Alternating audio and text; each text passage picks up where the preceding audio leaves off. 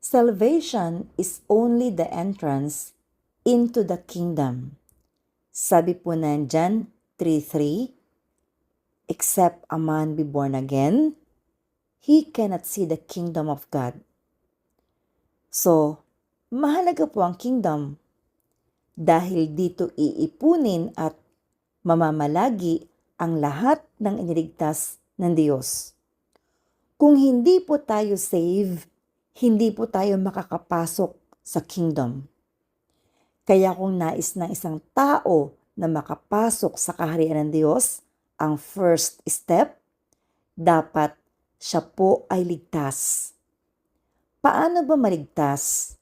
Ipahayag ng labi na si Jesus ay Panginoon at buong pusong sumampalataya na siya ay muling binuhay ng Diyos. Bakit kailangan itong gawin? Dahil sumasampalataya ang tao sa pamamagitan ng kanyang puso at sa gayon ay pinapawalang sala ng Diyos. Samantalang sa kanyang pagpapahayag sa pamamagitan ng kanyang labi, siya ay naliligtas.